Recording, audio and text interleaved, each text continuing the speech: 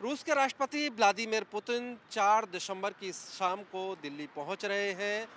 उनका एक डेलीगेशन दिल्ली पहुंच चुका है जो ओबराय होटल में रुका हुआ है। रूसी राष्ट्रपति व्लादिमीर पुतिन कहाँ रुकेंगे, अभी इस बात का सिक्योरिटी रीजन से खुलासा नहीं किया गया है। वैसे पिछले बार जो है पुतिन दिल्ली के मौर्या शेराटन में ठहरे हुए थे और इस बार भी माना जा रहा है कि मौर्या या ताज में वो ठहर सकते हैं।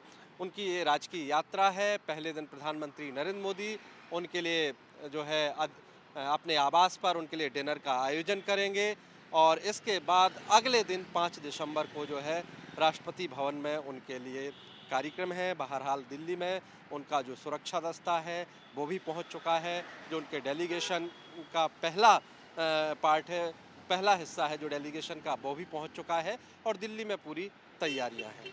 रूसी राष्ट्रपति व्लादिमीर पुतिन और भारतीय प्रधानमंत्री नरेंद्र मोदी के बीच डेलीगेशन लेवल की बातचीत इसी हैदराबाद हाउस में होगी।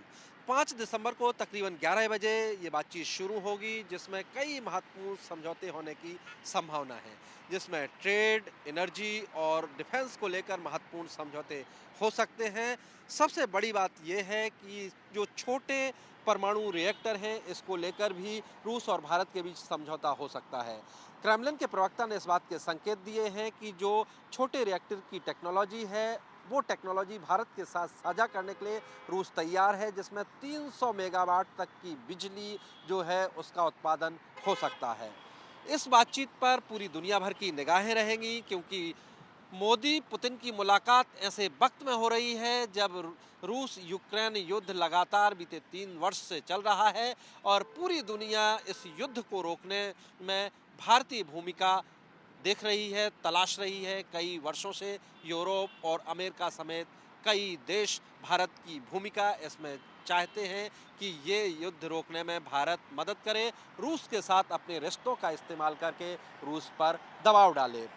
लेकिन जब दोनों डेलीगेशन लेवल की बातचीत हो जाएगी, प्रधानमंत्री नरेंद्र मोदी लंच का आयोजन करेंगे हैदराबाद हाउस में व्लादिमीर पुतिन के लिए। इसके बाद दोनों नेता स्टेटमेंट जारी करेंगे और इस स्टेटमेंट में आपको साफ तौर पर दिखेगा कि दोनों देशों का रुख जो है आतंकवाद को लेकर क्या है, जो रूस यूक्रेन युद्ध है उसको लेकर भारत का रुख क्या है, और साथ में जो दुनिया के समक्ष आज मुद्दे हैं उनको लेकर दोनों देशों के रुख क्या है। इस ज्वाइंट स्टेटमेंट में आपको ये सब देखने को मिलेगा हैदराबाद हाउस में।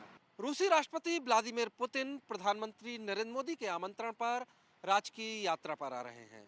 5 दिसंबर को राष्ट्रपति भवन में उनका आधिकारिक तौर पर स्वागत किया जाएगा, जहां पर गार्ड ऑफ ऑनर दिया जाएगा। प्रधानमंत्री नरेंद्र मोदी और राष्ट्रपति द्रौपदी मुर्मू मौजूद रहेंगी। इसके बाद वो राजघाट जाएंगे, जहां राष्ट्रपिता महात्मा गांधी की समाधि पर जो है श्रद्धा सुमन अर्पित करेंगे। इसके बाद उनका कार्यक्रम हैदराबाद हाउस में है, जहां पर प्रधानमंत्री नरेंद्र मोदी और जो है रूसी राष्ट्रपति के बीच जो है डेलीगेशन लेवल की बातचीत शुरू होगी। हालांकि उनकी आधिकारिक यात्रा 4 दिसंबर से ही शुरू हो जाएगी।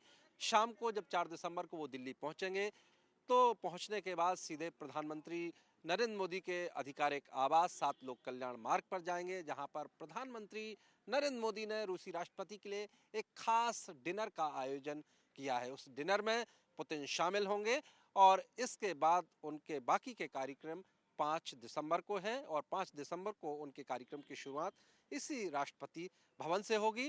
राजघाट जाने के बाद हैदराबाद हाउस के कार्यक्रम के बाद एक बिजनेस समिट भी है और रूसी राष्ट्रपति की इस यात्रा पर पूरी दुनिया की निगाहें इसलिए लगी हुई हैं क्योंकि एक तो अमूमन 4 साल के अंतराल के बाद भारत की यात्रा उनकी हो रही है।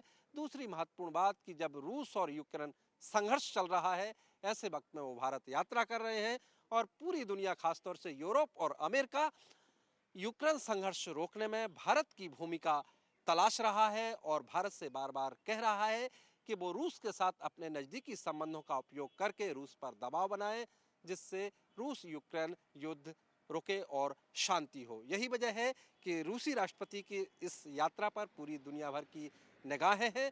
दोनों देशों के बीच जो महत्वपूर्ण समझौते होंगे उन पर भी सबकी नज़र रहेगी कि भारत और रूस आगे जो संबंध है, तकरीबन आप कह सकते हैं कि 70 सालों से भी ज़्यादा के जो लंबे संबंध हैं, वो आगे किस दिशा में जाते हैं और कितने गहरे होते हैं, क्योंकि रूस की तरफ से कहा गया है, एक दिन पहले ही क्रेमलिन के प्रवक्ता ने कहा कि रूस भारत के साथ जो है छोटे रिएक्टर की जो तकनीकी है उसको साझा करने के लिए तैयार है।